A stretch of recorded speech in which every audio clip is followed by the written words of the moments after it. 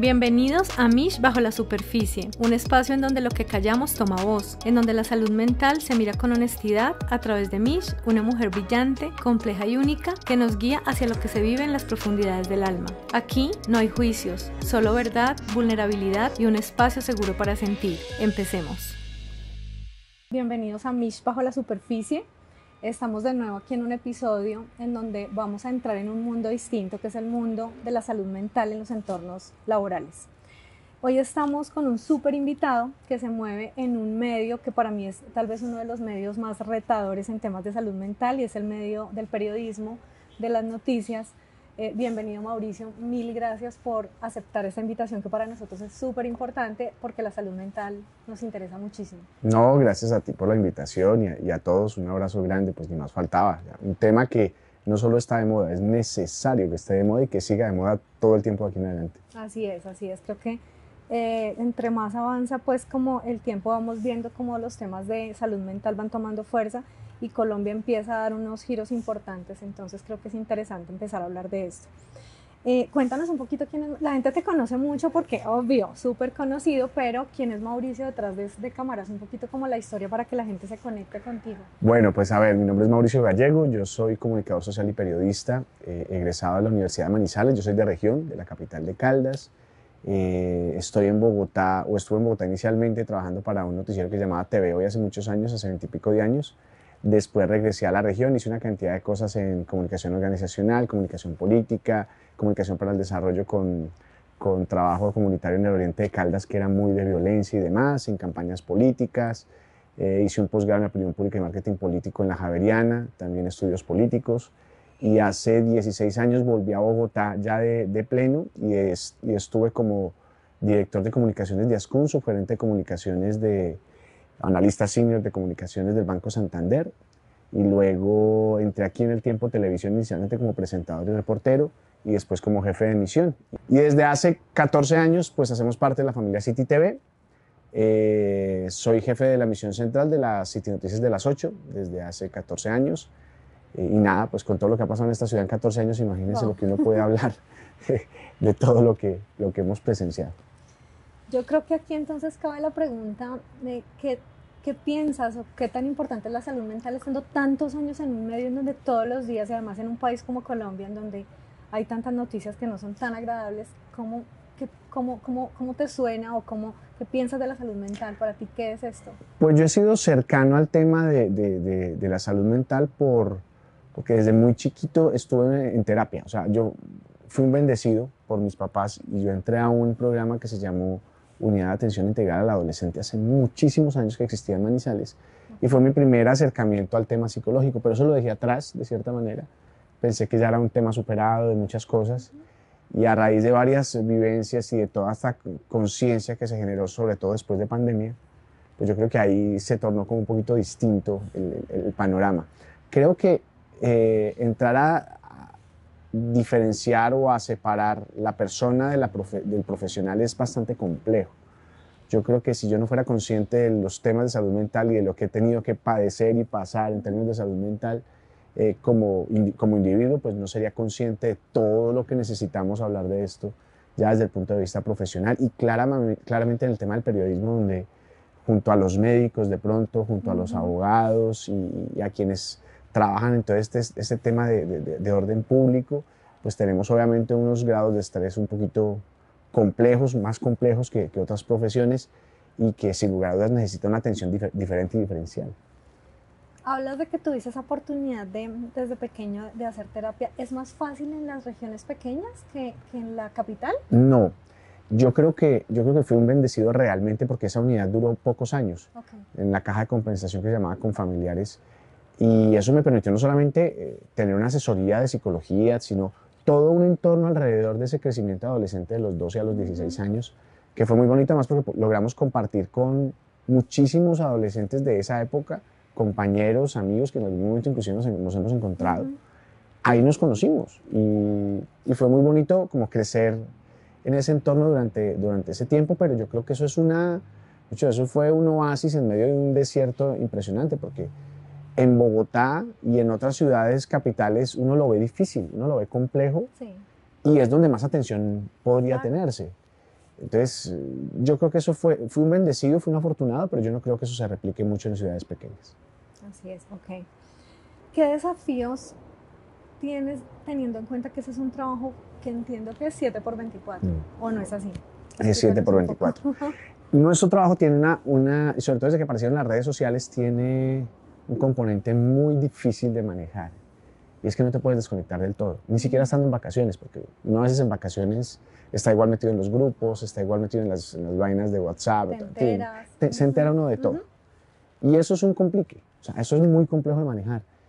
Y esa hiperconectividad que tenemos ahorita, pues lo que ha hecho es desnudar de cierta manera las falencias ya en términos de salud mental que teníamos los periodistas desde hace mucho tiempo, porque claramente no es fácil.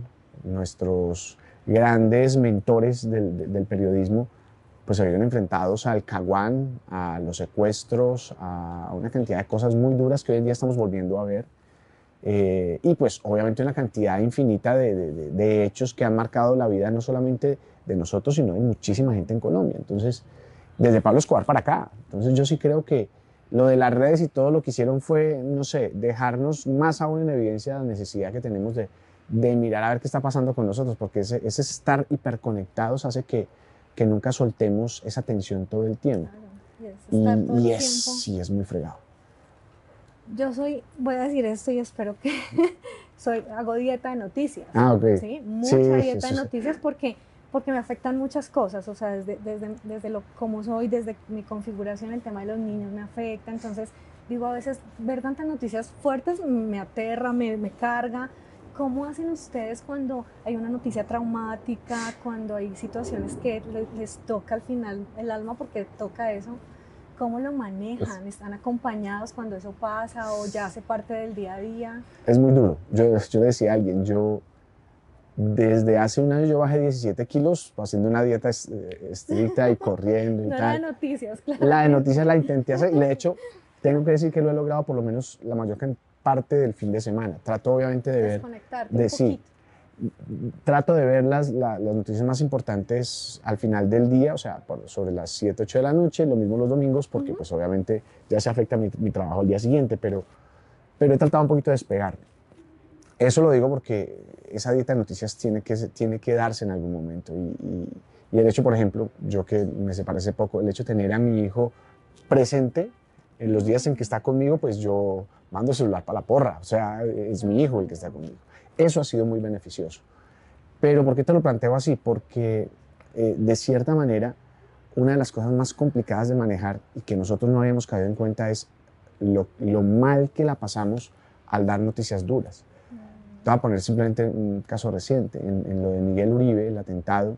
Sí. Ese atentado se dio a 2 cuadras de donde yo viví con mi hijo y con mi ex esposa durante 10, 11 años. Entonces tenía todos los videos que se vieron por redes sociales, salieron de gente, mi ex suegro, vecinos que conocía. Entonces todos me mandaban los videos a mí, pues fuimos los primeros en reaccionar, gracias a Dios. Pero todo eso fue creando un tema de dele y dele y dele. Yo estaba con mi hijo, fue la primera vez que yo dije, en esta nueva onda, que le dije, gordo, me toca irme para el canal. De hecho, para él, pero tú no eres médico, ¿para qué vas a ir? O sea, sí, yo no, es que me espera, pero a ver, pues me dejas en la casa porque vas al sitio de él. No, yo voy para el canal, pero ¿cómo así que el canal? O sea, entonces, explicar es un poquito complicado, porque claro, no tenía esa connotación de que yo tenía que venir a apoyar a los compañeros al jefe de misión de fin de semana.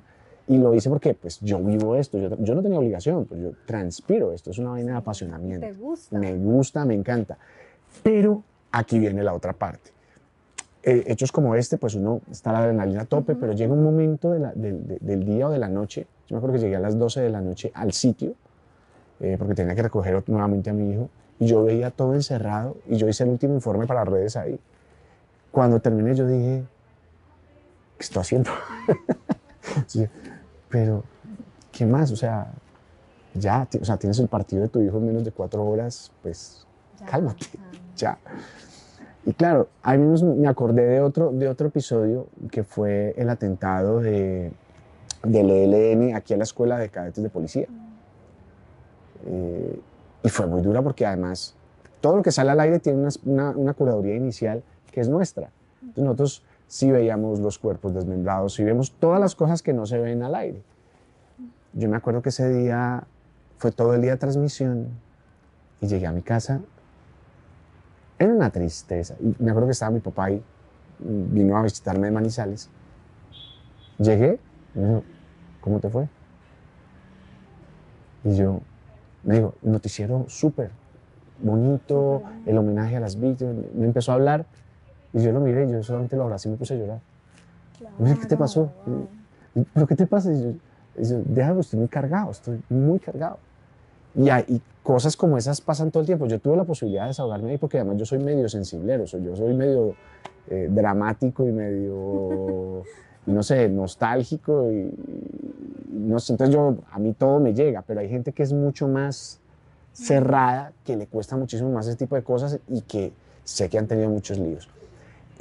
Todo esto para decirte que nosotros cargamos con muchas vainas, inclusive el tema de marchas, el tema de, hay presiones de todo tipo, o sea, hay gente que piensa que estás haciendo un mal trabajo porque estás al lado de los poderosos y otra gente que dice, usted por qué, de los poderosos diciendo, usted por qué está pendiente de esta gente, si vea que también tiene intereses, o sea, siempre estamos en un constante devaneo de no saber, de buscar la verdad, que es básicamente nuestra profesión y nuestro proceso. Es duro y esa vaina uno lo carga de estrés muy fuerte. Es muy triste decirlo, pero nosotros tenemos una de las tasas más altas de separaciones, por ejemplo. Claro, es que es igual que un médico. Sí, ¿no? y tenemos unas tasas muy duras de eso, tenemos tasas muy grandes, y voy a decir una palabra que es muy poco, digamos, reconocida en nuestro medio, y es una tasa de infidelidades y de vainas muy fuerte, porque es que estamos mucho tiempo aquí, todo el tiempo. Yo creo que compartimos con los médicos esa terrible cifra. Y esos elementos hacen que las parejas más estables dentro del medio se dan entre personas que se conocen en ese espacio, porque si no es muy complicado. Entender eso es bastante fregado y eso tiene una carga emocional muy fuerte. Hay momentos en los que tú cierras los ojos, como me pasó a mí, tú cierras los ojos, abres los ojos, pasaron una cantidad de años y uno dice, ¿yo qué hice? Te sientes sorprendido hasta por la misma vida de una cantidad de cosas que han pasado, pero sí. El tema de salud mental de nosotros es muy complicada en una ciudad y en un país como estos. Tan fuerte, sí, en donde las noticias son el todo 80% complejas. Es que te voy a decir una cosa, por ejemplo, City TV, que es la marca nuestra, yo soy jefe de emisión de City TV y a veces presento el noticiero cuando Jonathan Nieto, que es el presentador oficial, no está. Es una marca canadiense. Hay un estilo que es un estilo City que es muy particular y que nos copiaron todos los medios de comunicación, se llevan a nuestra gente, tratando de buscar un poco más ese arraigo con la comunidad, con las personas, con la gente. Pero en Canadá, pues es, no sé, que pescaron a la trucha más larga, que comenzó el verano, que no sé, o sea, vainas muy tranquis. Cuando vinieron los canadienses en su momento a mirar todo lo que había pasado, todo lo que pasaba acá, quedaron aterrados y dicen, ¿qué pasa de todo? Claro, estamos en un país sui generis, con una capital que tiene 8 millones de personas, 8 millones de mundos y 20 localidades distintas, que cada localidad podría ser fácilmente una capital de departamento como Barranquilla, Medellín. Te voy a hacer un ejemplo. Todo el eje cafetero tiene 1 millón de habitantes y eso es lo que puede tener una localidad como Suba. Sí. Entonces, esto es un universo y es muy cargado de cosas. O sea, las noticias de niños me dan muy duro. No, por mi hijo me dan muy duro. yo creo que no podría trabajar en un medio muy duro. en que puedan hablar de niños. Muy de hecho, duro. no atiendo niños, o sea, no lo hago desde mi profesión porque no soy capaz. Entonces, te decía que por eso hago dieta de noticias. Cuando salen cosas de niños, solo una noticia me carga, me afecta, me deprime. No me imagino pues en esa... Y cuando salen cosas, yo me acuerdo de Santiago, el menor que apareció muerto por su padrastro después de velatones que hacíamos con él y todo, hace 12 años fue eso, no me acuerdo. Pues eso fue muy tenaz, o sea, fue una frustración absurda. Además, cuando yo vi las fotos del chiquito cuando lo encontraron, una cara divina, y yo decía, Dios mío, ¿qué pasa aquí? La cantidad de denuncias que nos llegan anoche, nada menos, un caso de una niña de 13 años que denunció que un señor la tocaba y le tomaba fotos desnuda. No. O sea, ese tipo de cosas a uno lo carga muy feo y uno dice, uy, para cogerlos con corta uñas a estos tipos. O sea, a uno sí se carga mucho y uno se vuelve muy sobreprotector con los hijos. O sea, por ejemplo, mi hijo tiene 12 años. Cuando él me dice, no, que toca hacer algo porque nos tenemos que ir y de pronto nos toca montar en Transmilenio y yo digo, no, entonces uno se vuelve muy sobreprotector. Quiere evitarles esa realidad. Exactamente, entonces uno, es más, yo todavía no lo dejo ir solo a los baños en pleno centro comercial, me da susto. O sea, hay cosas que uno al ver todo eso canaliza, yo no sé si mal o bien, pero tratando Proteger. de protegerlos y hace parte de esa carga que uno lleva. Pero dormir tranquilo, de hecho hay problemas muy fuertes y ahorita estaba hablando con una colega que está cumpliendo años y me decía, tengo problemas de sueño, yo también, o sea, yo llevo desde que tengo uso de razón con problemas de sueño y apenas este año he venido como a tratar de mirar sin pasta, sin vainas, sin cosas, porque es muy complejo, pero los problemas de sueño son muy altos. Debe ser, pues es que no es un medio fácil. Te quería preguntar, ¿qué hace la industria para protegerlos? ¿Hay algún plan? ¿Es importante? ¿O realmente es muy básico? ¿Qué hace la industria de los medios de comunicación? Yo creo que todo anda como anda el país en sí mismo. Yo creo, así como va a haber nueva ley, o ya está la nueva ley de salud mental, yo creo que todos van cogiendo esa idea y van evolucionando.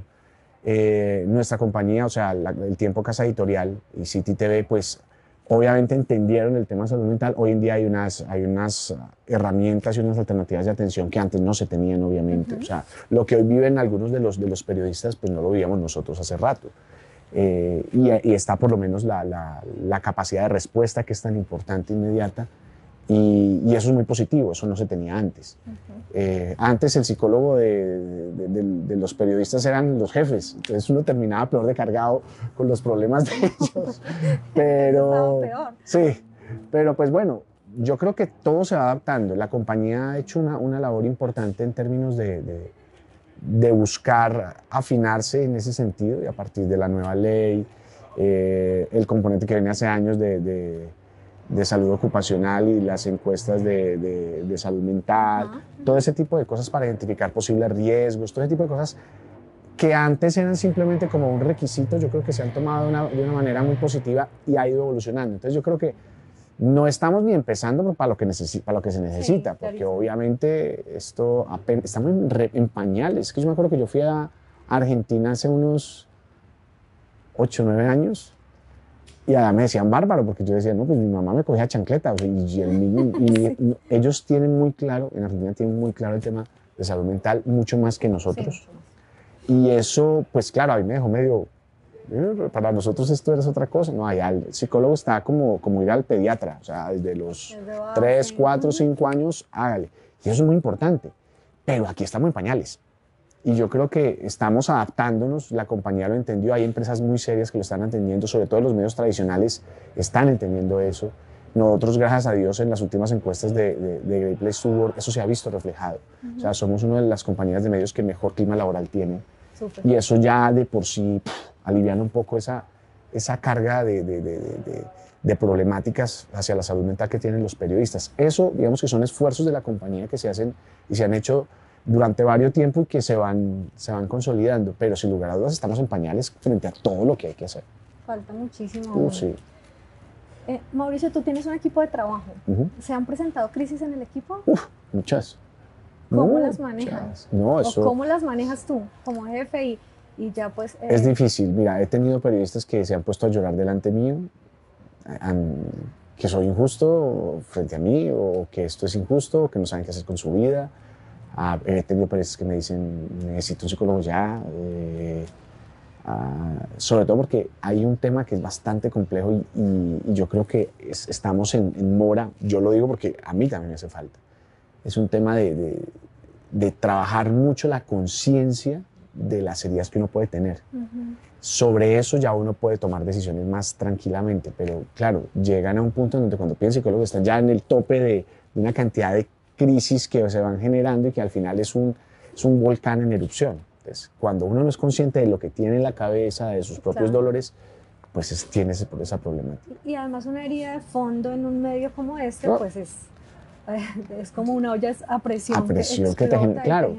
Sí. Hay problemas de ego que se generan desde la insuficiencia, hay problemas no sé, de tranquilidad o lo que sea, o ataques de ansiedad que se dan desde heridas que se afectan desde el desamor, por ejemplo, o la misma insuficiencia, o cosas así. Yo creo que sí se ha notado, sí hemos tenido algunos choques. Gracias a Dios no son como nosotros, y en ese sentido yo tengo que ser muy consciente de lo que se ha construido. City TV ha sido una familia desde siempre. De hecho, todo el mundo se va literalmente a tratar de ganar mejor sueldo, pero nunca se queja del clima laboral. O sea, el clima laboral de nosotros es increíble. O sea, nosotros, de hecho, es muy chistoso porque a veces decimos, esto es una familia, esto es como una familia. Y eso ayuda un montón. No, ayuda muchísimo. Y obvio, como en toda familia hay problemas, hay vainas, hay cosas, pero yo sí siento que esa parte ha sido muy, o sea, nos ha puesto el contrapeso para que esa balanza sea distinta, a pesar de que cada uno tiene su realidad y su mundo, ¿no? Equilibra, ¿no? Equilibra un poco. Equilibra un poquito. Ya la situación es compleja. Es como cuando hay problemas en familia. Sí, lo claro. solucionamos y es mucho más fácil. Ayer estábamos en un foro, yo promuevo mucho el tema, obviamente por mi historia de vida de la prevención del suicidio, y estábamos en un foro y conversábamos de que de 10 suicidios, 8 son de hombres, Sí. porque los hombres claramente no hablan, y los intentos de suicidio de los hombres son contundentes por los métodos que usan claramente, y además pues no hablan, les da pena, el ego y demás. Es un medio en donde también hay muchos hombres. ¿Cómo ves que lo manejan los demás? Duro, es duro porque, y te lo digo también, o sea, para mí mismo ha sido muy complicado y yo he tratado de hacer algo que ha sido parte de mi propia terapia y yo creo que eso ha influido también en los chicos, y es la necesidad de expresarme. O sea, yo no le tengo miedo a expresar lo que siento, los problemas que tengo, las cosas que soy demasiado abierto. Y trato de buscar en ellos, sobre todo los compañeros, también a las compañeras periodistas, trato de buscar en mi capacidad de hablar de lo mío una necesaria reacción o de empatía o de sentirse identificado, lo que sea, que le permite también abrirse a ellos. O conmigo o con alguien. O sea, pero como para que ellos entiendan, pues si mi jefe dice esto o está en esto, pues yo también puedo, yo también quiero. Entonces yo trato de hablarlo lo más que pueda. O sea, a mí me dicen, ¿y usted qué? Aquí vamos, hermano. Y además el ejemplo habla muy fuerte, ¿no? Eso es lo que la gente ve, que te comunicas, que hablas, y además consideras el hecho de ir a un psicólogo. Hay hombres que ni siquiera lo consideran. Sí. Y conozco amigos que dicen que sobre mi cadáver. Sí, y menos un psiquiatra, porque es que no estoy loco. Claro. Entonces, ¿qué consejo le darías como al medio, a tus compañeros periodistas, pero además tienes mucho tiempo de experiencia? Eso creo que tuvo que haber generado que tú tengas herramientas.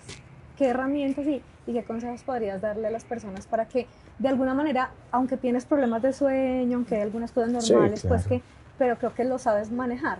Sí, pues yo no sé si sabré manejarlo completamente, porque no quiero ser ambicioso con mis propios chicharrones, pero sí soy consciente de que uno tiene que asumir lo que le está pasando y aprender de esas herramientas que uno ha planteado. Yo estuve en psiquiatra también hace unos 9, 10 años y entendí que había cosas que son más de tratamiento psicológico que tratamiento médico-psiquiátrico. O sea, que el tratamiento médico-psiquiátrico viene después de... Eso para mí, por ejemplo, fue una revelación muy interesante, porque yo lo tenía...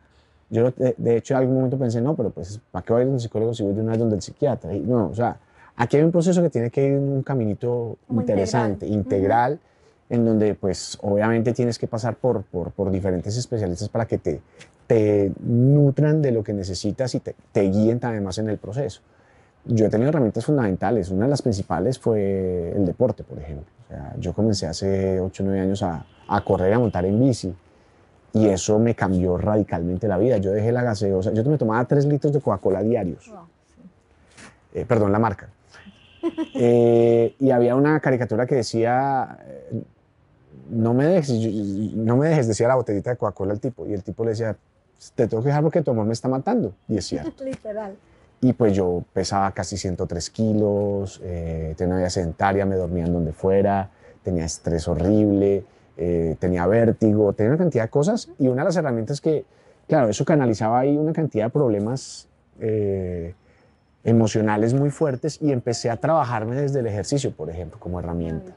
El profesional de turno como herramienta. Hoy en día ya llevo más de un año en una terapia ya más consciente desde lo psicológico, y me ha ayudado enormemente a conocerme, como a traspasar un desierto en términos de no saber qué hacer, y eso me ha ayudado infinitamente. O sea, yo creo que las herramientas, encontrar las herramientas que uno le ayuden es la mitad del proceso interesante de esto. Y pues claramente cuando a la gente, alguien me pregunta, yo también le digo, estas son mis herramientas, no podrán ser las suyas, pero se las doy las que a mí me sirvieron, hermano. Y eso ayuda. Entonces, el deporte para mí ha sido muy importante, las carreras, la bici ya no tanto porque me asusté en una caída en patios, pero pues corriendo sí digamos que me la gozo mucho. Además porque los hábitos son clave, ¿no? Creo que en todos los temas de salud mental, no solo en el entorno laboral, sino cuando tienes una pérdida, cuando tienes cualquier otro tema, el tema del ejercicio es clave porque eso genera serotonina, dopamina, bueno, y demás. Mauricio, ¿cómo te sueñas la salud mental en 10 años en el medio? Uy, no, es bacanísima esa pregunta. No, yo me sueño honestamente donde haya posibilidades de desconectarse. Suena ridículo y suena raro porque nosotros vivimos de estar conectados. Pero yo creo que en la medida en que uno pueda organizarse como medio de comunicación, como compañía, y que haya espacios, así como lo tienen otras profesiones en otros ámbitos, digamos, cuando vemos a Google que tiene sus mesas de ping-pong. Aquí hay una mesa de ping-pong y eso, tú no te imaginas lo que se genera ahí. Sí, o sea, hay torneos y todo, y yo digo, qué bacano, ojalá hubiera más posibilidades de ese tipo, porque claramente esas sensaciones o esos elementos y esos espacios de tiempo que se pudieran generar para los compañeros y para uno mismo, pues podrían ser de mucho beneficio. Yo creo que intentar desconectarse, si sea por minutos chiquitos, va a ser muy importante en este proceso de salud mental para nuestro gremio, para nuestro medio. Así es. Un mensaje final para la gente que nos está escuchando, la gente te conoce además, pues porque te vemos todo el tiempo en las noticias, pero ¿qué decirles? ¿Qué decirles para que no solo en este medio que es complejo, me parece retador, los médicos que también es un medio complejo, sino en el entorno en general? Ese mensaje pues que quisieras que le llegue a las personas.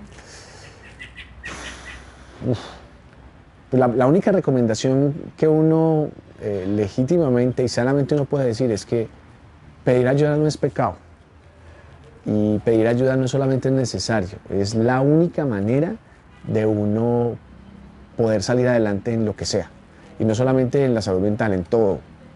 Si nosotros rompemos ese paradigma de que yo puedo solo, yo creo que vamos a lograr mucho más allá de lo que hemos tenido hasta ahorita. Y el tema de salud mental, ahí mismo se va a beneficiar montones.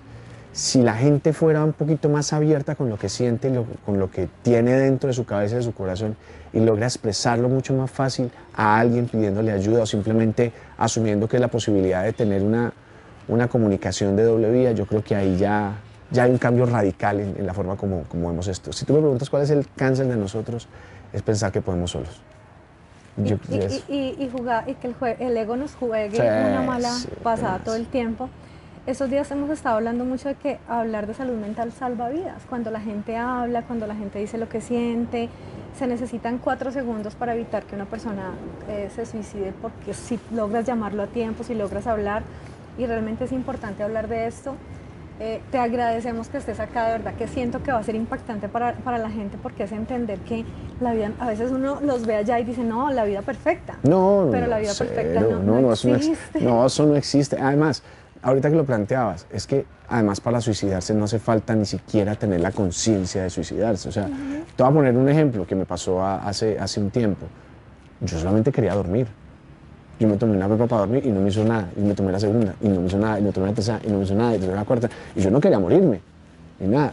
Y claro, afortunadamente, yo no sé si es porque tomo mucho agua o lo que sea, pero pues simplemente como que se hizo el proceso de absorción distinto, y a las 4 o 5 horas estaba otra vez despierto. Entonces mi hermana me dijo, ojo con eso, porque mire que mucha gente piensa así y no cae en cuenta de las cosas que pueden pasar.